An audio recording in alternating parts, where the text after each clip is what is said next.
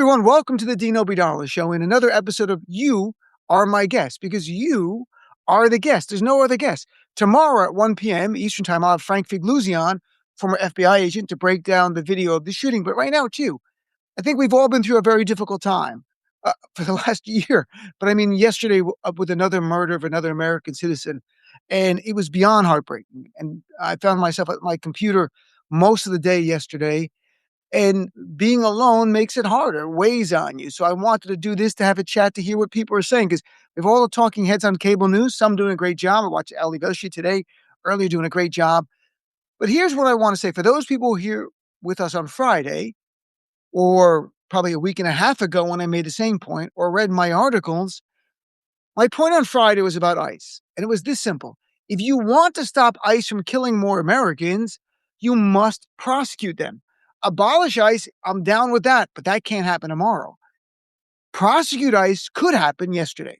It could happen last week for the murder of Renee Good. That immediately changes conduct. That was my plea on Friday. Again, it was my plea before that. No one's been charged yet. And on Saturday, we had another murder of an American, this time Alex Jeffrey Pretti, 37-year-old registered nurse. He worked at the ICU at the Veterans Affairs Administration. He cared for our veterans. This was a caring, compassionate person. New York Times talked to his neighbors. His one neighbor, Jean Weiner, said she would see him walking his dog frequently. She told the Times, quote, "He's the sweetest, kindest, most unoffensive, most nonviolent person you'd ever want to meet." Colleagues at the VA also praised Alex. Dr. Dmitry Jazenko said about him, "A great colleague, a great friend." Talking about bike riding and going out into the outdoors area. He said the default look on his face was a smile.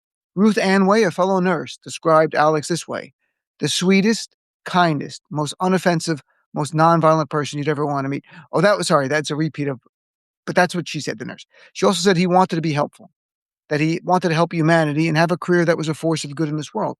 This was someone, Alex was motivated by doing good.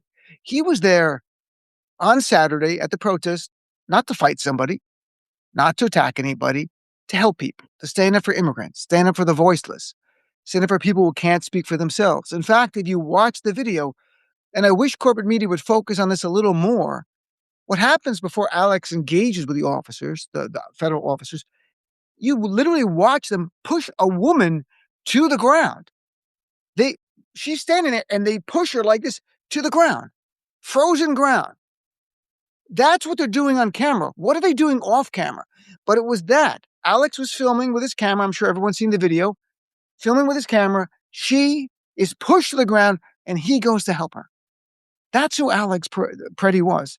Someone who was caring and compassionate.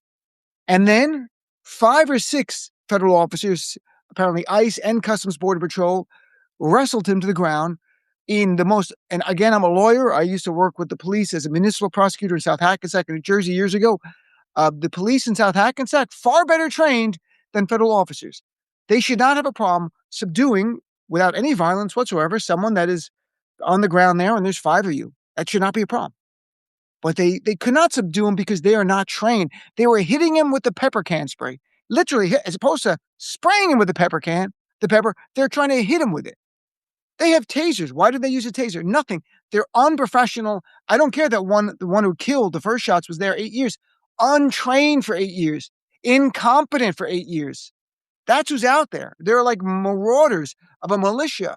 It's like they're on the streets of Baghdad or Fallujah during the Iraq War, not the United States of America. That's how they're acting.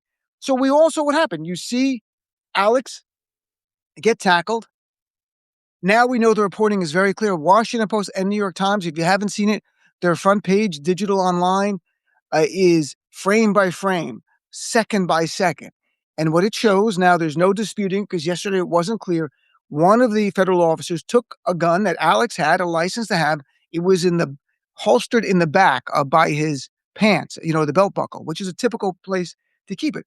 The officer grabs that and then moves, and then a second later, the other officer executes Alex, who's on the ground being held down, then fires 3 more bullets. Then 2 other officers back away and fire more bullets into a man who's laying on the ground and motionless. When the gun was removed, the threat was removed. That's how it works. The police can use deadly force when there's an imminent threat to their lives or the lives of people around them. When the only threat someone poses is a gun, and that gun is in the possession of the police, common sense says they're no longer a threat. What happened is, and this is not a defense, it's just common sense here, you can hear on the tape one officer yell gun. They panicked. It is bad training. We have people who are funded to billions of dollars, horribly trained. One guy yells gun, and he shoots the guy. He doesn't, it doesn't make sense to us, right? But it's pure panic. It is no different than the killing of Renee Good. The federal officer who killed Renee Good, they are trained not to stand in front of a car. That's called a kill zone. You don't stand in front of a car, ever. You can catch the driver later. You don't stand in front of a car. He put himself in front of the car because he's a tough guy, big guy, and then he kills Renee Good. The commonality is these are lawless, rogue, untrained people on the streets of America, heavily armed and heavily masked. And if you look the images, and it wasn't America, and I told you it was Chechnya, or I told you it was Iraq, even though it's not the same coloring. I told you it was some other war zone. You said, yeah, that's what happens in third world countries when there's armed militias wandering around. It's our tax dollars funding this. So you have the murder of Alex Pretti. The correct thing to do from the administration's point of view would have been to say the loss of life is horrible. There'll be a full investigation. Everyone hold judgment. That would have been responsible. Even though we know it was murder, that would have at least been responsible. That's not what this administration did. They played the same pages of a playbook from Renee Good. They instantly smeared Alex Pretti as a terrorist. Instantly. They killed him and smeared him as a terrorist. Stephen Miller, in writing, within hours, before knowing any of the facts, he wrote, Alex was a domestic terrorist, exact words, in quotes, who, quote, tried to assassinate federal law enforcement. That's right. Stephen Miller, who runs the country for Trump, but formerly the assistant chief of staff, says Alex was, quote, a domestic terrorist who, quote, wanted to assassinate federal law enforcement. DHS put a statement out saying he approached the officers with a 9mm gun. You had Greg Bavino, the Border Patrol henchman, and it was a Border Patrol officer that killed him. Him and Kristi Noem said the same thing hours apart because here was the messaging from DHS and the Trump regime. It looks like a situation where an individual arrived at the scene to, quote, inflict maximum damage on individuals and kill law enforcement. That's right. Inflict maximum damage and kill law enforcement. And Trump, of course, adds the lie with a picture of the gun, said, this is the gunsman gun, loaded, 2 magazines, and ready to go. Alex had a permit to carry the gun. You can carry a gun at rallies. You can carry them at protests. He had the legal right to carry it. The Second Amendment just doesn't apply to MAGA. It applies to all Americans, as much as they hate that. It's all lies. Those were all lies. We've seen the video now. Yesterday, it was harder to come on and talk about it because I was waiting for more facts. I wrote an article last night around 7 o'clock at night because then I was pretty confident that I knew the facts and could write about them. I will never jump to conclusions on legal issues. It's a promise I've made on my radio show. Even if people don't like the opinion from a legal point of view, my credibility and leading you the right way is more important than being there first or saying something that you're just going to like to hear. I can say with great confidence now, the Trump regime murdered a second American citizen and then smeared that person as a terrorist. I've said this before. I'm going to repeat it. It's going to sound jarring, but it's the truth. I repeat it because I want people to really internalize this. The Trump regime could literally kill your family. And Donald Trump and Kristi Noem and Pam Bondi and, of course, Stephen Miller and the MAGA allies in the media will defend the murder of your family. I know that sounds jarring. This is where we are. If you don't see this for what it is, it's a disservice to you and it's not preparing you for what we're going through. At this point, I think most people get it. I mean, for a year on my radio show, for a year in my articles, if you go back to last summer, I was writing articles where the first lines were, we are at war. We are at war. And as I noted, not a war we started, a war Donald Trump declared upon us. That's the war. A war that MAGA is waging. A war the Republicans are waging. And the only one who didn't get that were some of our fellow Democrats. And I warned, People would die.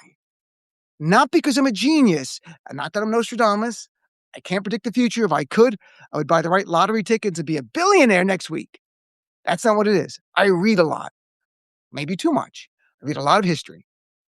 Trump is going right from the fascist playbook. That's why what he's doing is predictable.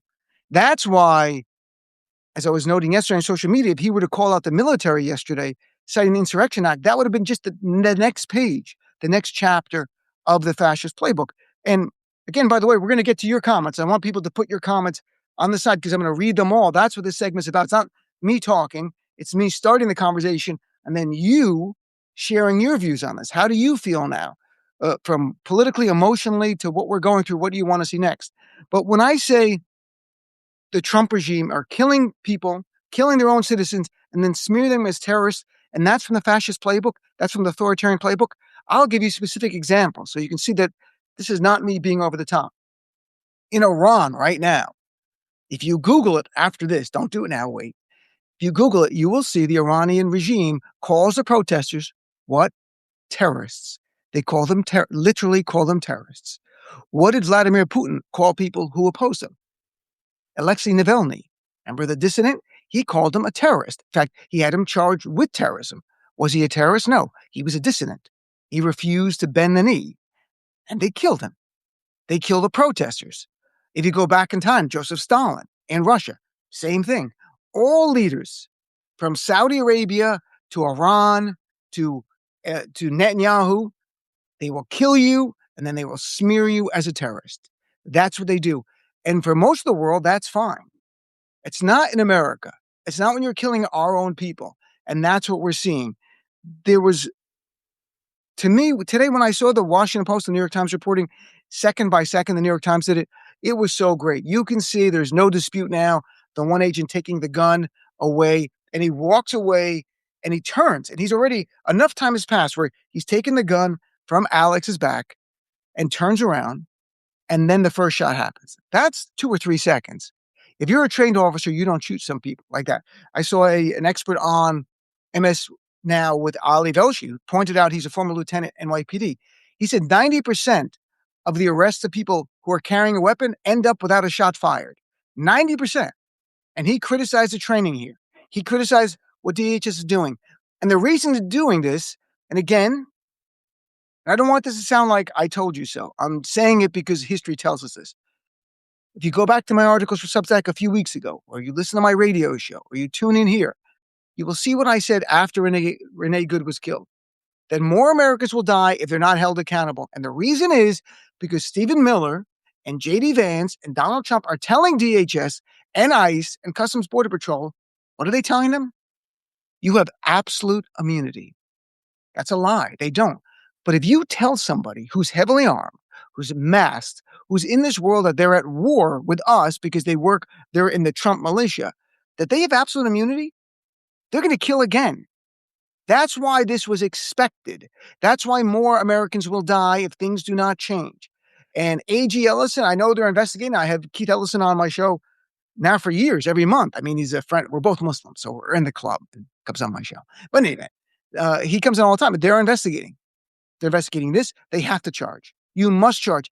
And my plea on Friday, and my plea a week and a half ago is, I hope it's not just Minnesota. I hope the AGs in Illinois, in New York, in California, all charge ICE agents with state crimes. And yes, they do have a level of immunity. There is no doubt. Charge them. Let them post bail. Let them be processed. Let them hire a lawyer. Let them worry about the loss of their liberty. And then let them go to court and assert their defenses. And if they win, so be it. But that 6 months to a year that's going to pass, it's going to affect every other ICE agent who's like, oh my God, look, they indicted Joe in New York and Bobby and Steve. You know, I don't want that to happen. That's what cops say all the time. I don't want to get charged. It changes your conduct. ICE needs to be abolished, but ICE needs to be prosecuted first. Prosecute ICE must be our chant. And I hope that they shut it down with the Senate vote. So, all right, so that's my open. That's it. Now it's all you. If you're joining late, this is You Are My Guest on the Dino Bidala Show, where I open this, but now I want to share. People can read your comments and share them with each other, but I'm going to go back and read them out loud and give you credit to whoever you are, because I am so committed to the base of the Democratic Party. or the base of good people, that your voices are heard. I think the gatekeepers in corporate media suck. If you are too laser focused, if you're too clear, if you're too unfiltered, they don't want to hear your voice. But this is the voice that our democratic leaders should be hearing as well. But I am such a strong believer in amplifying the voice of the grassroots. That's who we are. That's who should lead this party, who should lead this country. So let's go. I'm going to go back to a place that's arbitrary, yes, because I can't go all the way back to the beginning here. And okay, we'll start here with Natalie Lago. Trump already said he could kill someone on Fifth Avenue and not lose support. Yep. And I posted that yesterday, his exact quote. I could shoot someone on Fifth Avenue and not lose a supporter. Now he can shoot people in the streets of America and not lose his base. And just so people know, after Renee Good murder, and Trump called her a domestic terrorist, only 24% of Americans believe she was a domestic terrorist. Only 24%. But a majority of Republicans agreed. He only cares about his base. As I put in my article last night, and you can see it online, it's not enough to abolish ICE. We have to abolish MAGA. And that means defeat them at the polls, not violently. But our rallying cry should not just be abolish ICE, it's abolish MAGA. MAGA is a cancer to our democracy. And like all cancers, if you don't kill it, it will kill you. That's what we're faced with. That's the truth. Again, could sound jarring. I mean this all politically, not violently. I don't want to go to jail. See, I know the criminal justice system. There's deterrence.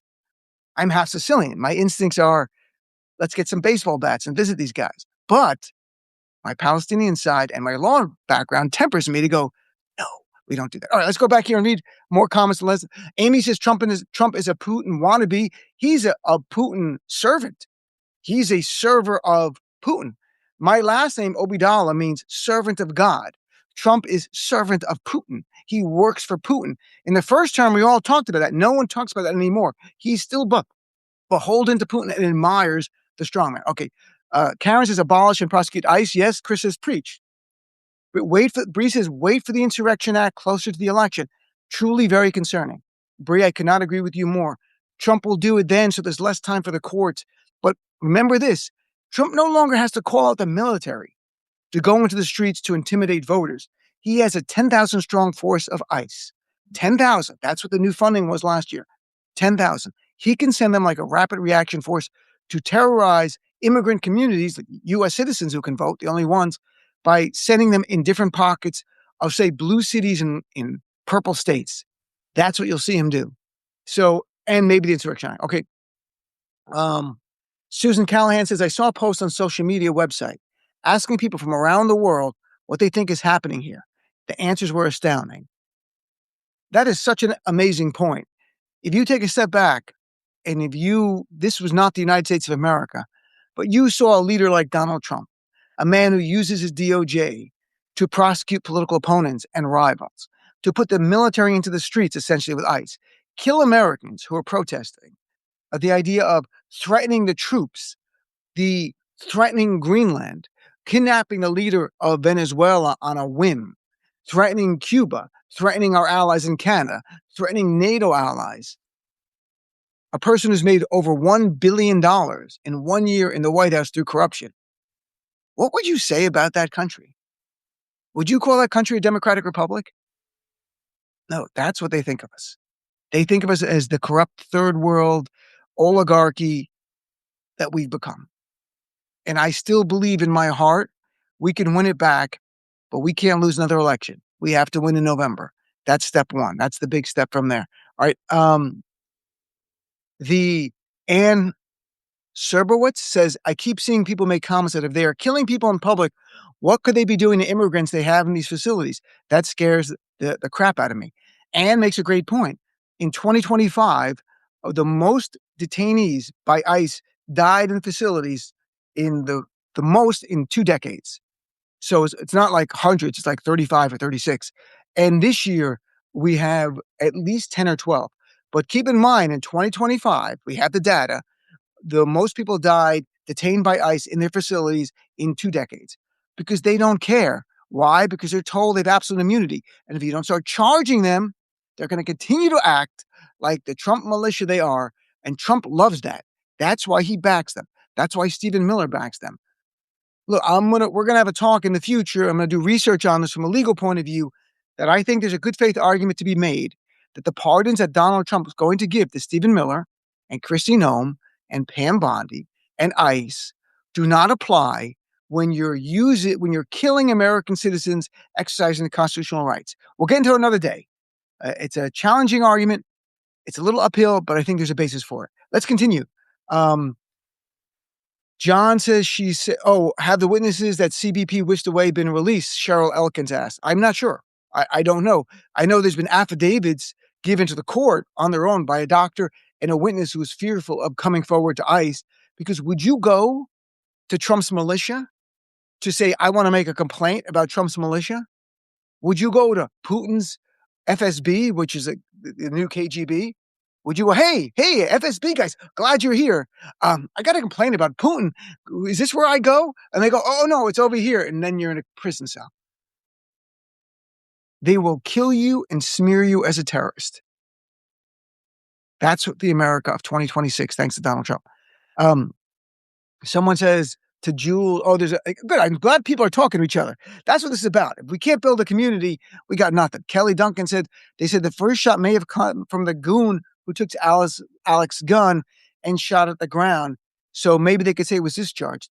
In the footage, we can see the gun being taken away. We don't see, and there's a great reporting. Again, check out the New York Times, Washington Post. That other angle, they slow it down and blow it up.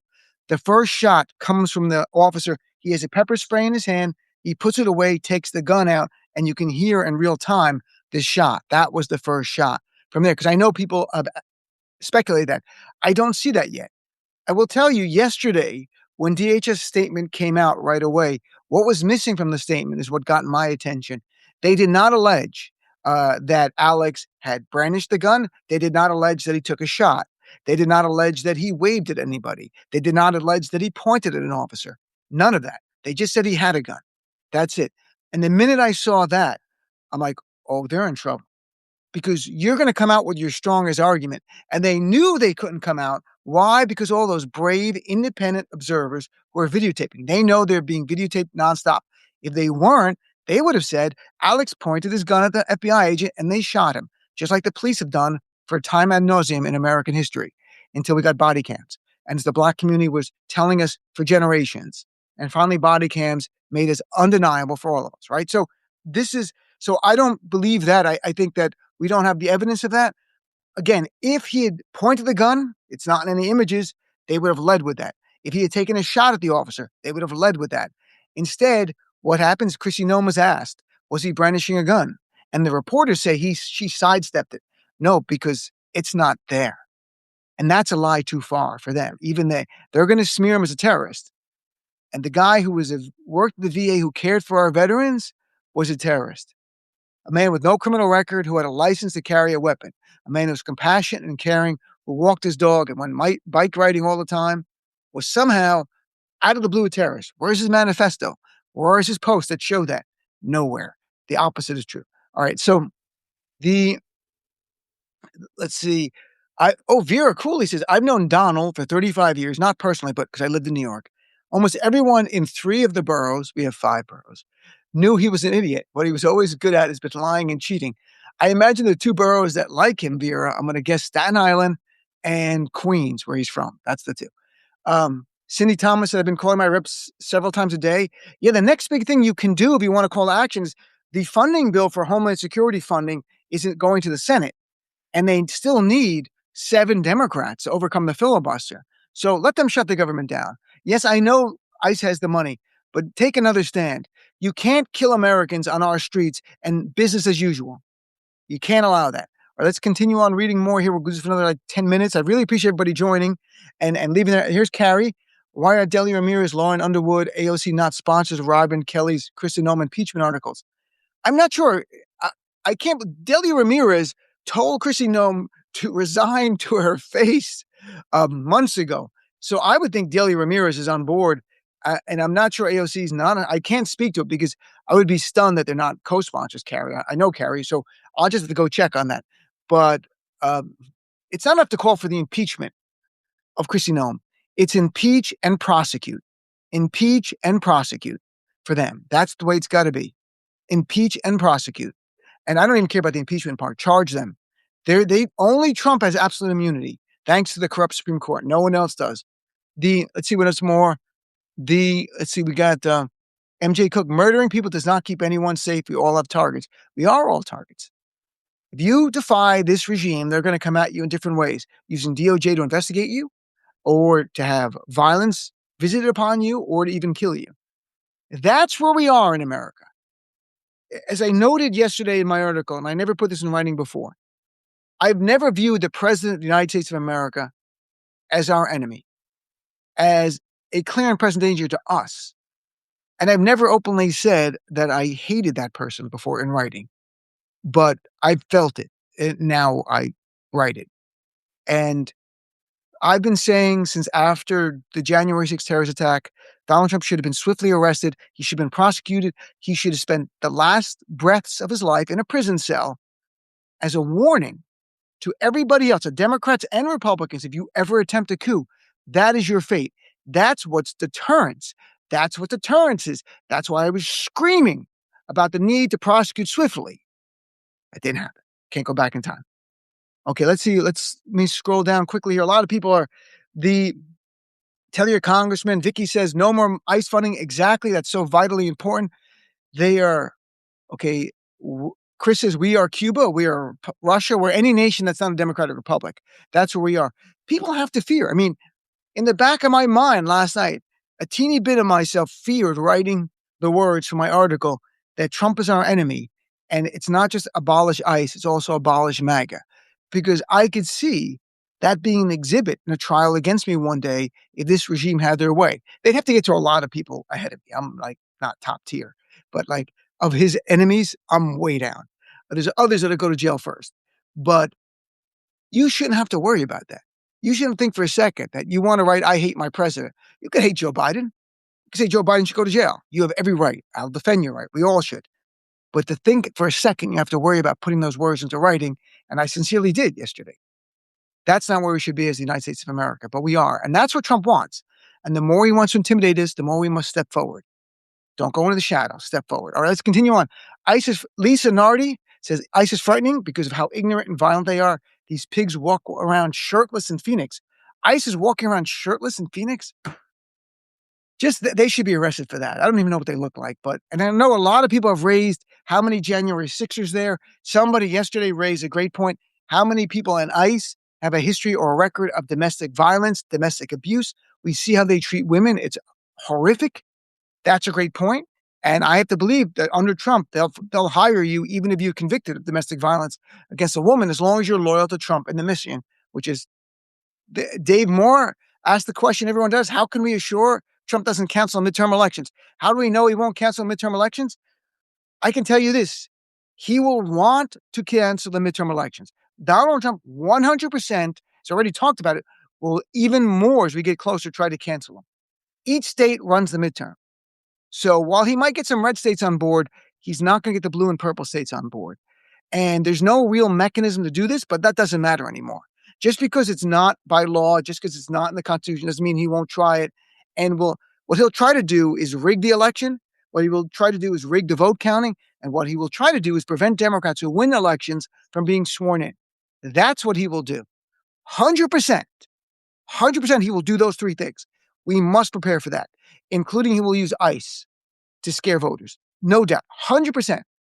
Because that's what other dictators have done. That's what other fascists have done. They've also ended elections. That's what the next goal is. So let's see more here.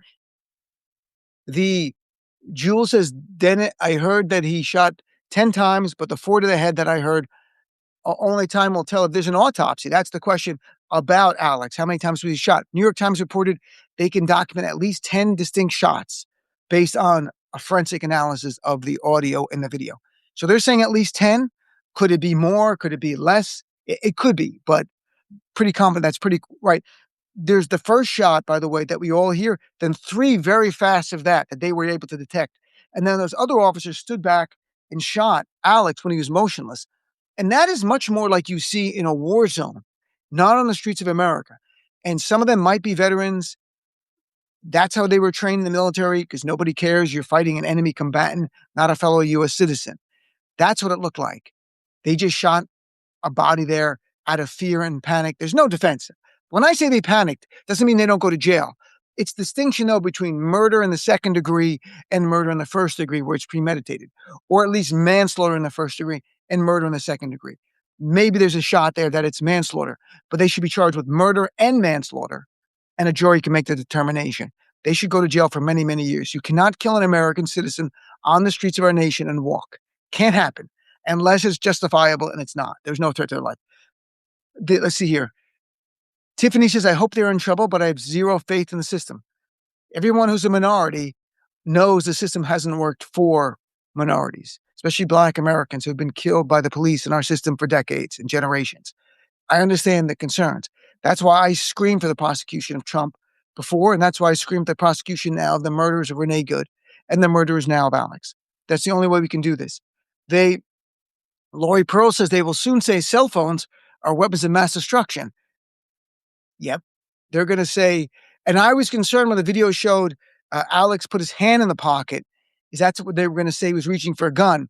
But it's clear from the other angle, he was putting his cell phone away because then his hand comes out empty. And that's very important. At no time did he reach behind his back. His gun holster was in his back here on a belt. At no time did he reach behind and come out with a gun. If he had done that, it would have been a defensible shooting. To be blunt, it would have been. That's not the facts. So Michael, I know my friend Michael called spot. Yeah, Michael. Markalized Democracy Now! Docket law firm is fighting Trump in court to prevent him from rigging the next election. Yes, and so are AGs, I hope. I hope the DNC is doing it.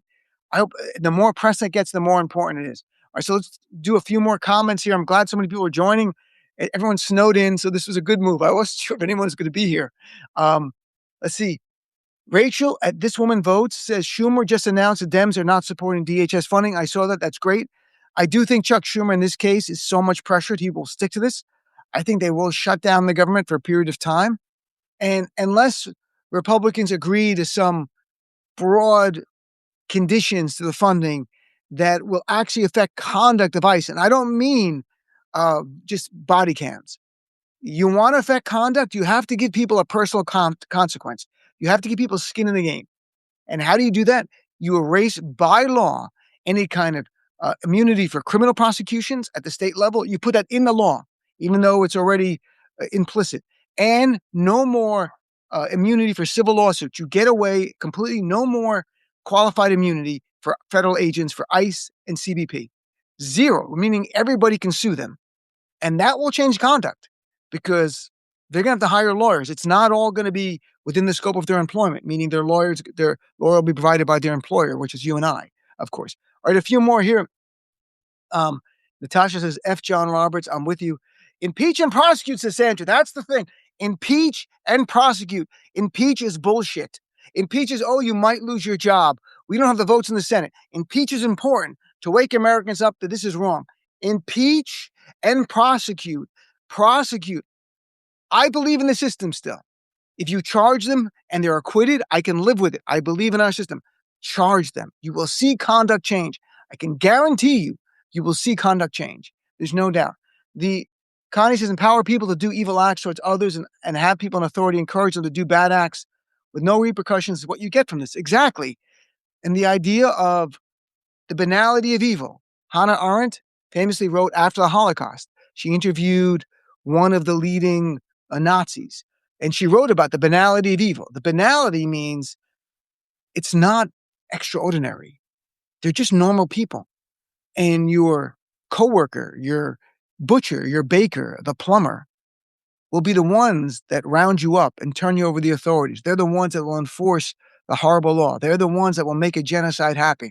That was her point. Everything we're watching is like the past come to life in the worst way. Everything we're watching is the groundwork for genocide.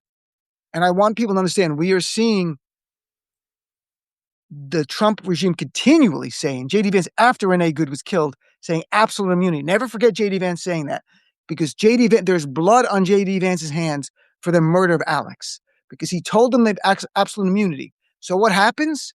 What does absolute immunity mean? Shoot first and answer no questions later. It's not shoot first and ask questions later. It's shoot first and answer no questions because they're going to protect you. So the blood of Alex is on J.D. Vance. It's on Donald Trump. It's on Stephen Miller, who must be charged with crimes against humanity when this is over. I look forward to his Nuremberg trial. I look forward to him standing on a platform and the bottom dropping out. That's what I look forward to. And it sounds horrible, but again, I'm from Jersey. So, all right, a couple more minutes. This is going longer than usual, but I don't have my radio show today, so I don't have to scramble to get ready. So it's kind of, Dave Valadez says, no more business as usual. Take a stand, America. I could not agree more. No more business as usual. The world is watching this. They can't believe what's happening to our country. And I think in Europe, they can't believe that we're not in the streets more. God bless and cheer the people in Minneapolis in sub-zero temperatures, standing outside. And they're standing up for all of our rights. They're standing up for the migrants. They're standing up for the citizens. They're standing up for all of us. You know, you take away any right, you don't get it back. And they're standing up for every single one of us in Minnesota. And they deserve applause. They deserve some kind of awards, money, whatever we can do. All right, I'll read a few more. I really appreciate it. I hope you have Frank Figliuzzi on. By the way, I have Frank Figliuzzi on tomorrow. If you join late, tomorrow at 1 p.m., he'll be right here sitting in the next box, 1 p.m. live, Substack Live. And then I'll probably play it on my radio show at night. But Frank is my buddy, and he'll break down. And by the way, at the FBI, for 2 years, he was in charge of reviewing all the shootings by FBI agents. So this is someone who's not just an FBI agent, but has the experience of analyzing shootings to see if they're justified under the law or not justified. And he said about the Renee Good shooting, it was not because the officers were never in the threat of their life. All 3 shots fired by that officer, Jonathan Ross, his feet were on the driver's side of the car. The car could have went past him. That he sidestepped the car. You have to do that. You don't look for trouble. And that's what they're doing. All right, a few more comments here. I really appreciate everyone who's joined. Shirtless and mass in Phoenix. Yes, that's what we heard. Okay, let me go down to the bottom here and go backwards because, wow, a lot of comments here. Katinka says, good Frank is great. 1 p.m. Eastern time. Clarify. Yes, Maryland. 1 p.m. Eastern time. Unless barring we run out of power or something because of the storm. Frank Figliuzzi will be here live and going through everything. And then I'll definitely post that interview on my YouTube page, which is the Dino Vidala Show on YouTube. I hope you subscribe, completely free. But I post maybe one interview a day from my show that I think is important that everybody sees. And all right, a few more things. We are corrupt, venal, and literally a figuratively infectious nation at this point. We are. And by the way, Trump, as Michael notes, Donald Trump today, what is he posting about? I'm not kidding. His ballroom. Yes. We have a massive storm. We have a U.S. citizen assassinated, exterminated. We have the threat of ICE attacking other people. And Trump is posting about his ballroom. All right, look, we can go all day here, but I want to thank everyone for joining. Thank everyone for commenting. I've done my best to read as many comments. Again, that's the whole premise behind this segment, to amplify your voices. That's why it's called You Are My Guest. Same thing I do on my radio show every night in the first hour. I'm 100% committed to having people's voices amplified so people can hear the grassroots. Because that is where we are. That's where we are as a party. That's where we are as a nation for those on the side of good. It's that simple. It's the opposite of George W. Bush after 9/11, 25-year anniversary of 9/11, where at that time I thought it was too simplistic. You're either with us or you're with the terrorists. 25 years later, that level of moral clarity actually is instructive. You were either with us, you're either with the United States or you're with Donald Trump. There's no overlap. You're either with Trump or you're with the United States. That's where we are. It's that kind of moral clarity. All right. Thanks very much for joining. I really appreciate it. And again, tomorrow, 1 p.m., we'll be back. Frank Figliuzzi will be here live, and maybe we'll even respond to some comments from people. Thank you all. Stay safe. Stay warm. Talk to you tomorrow.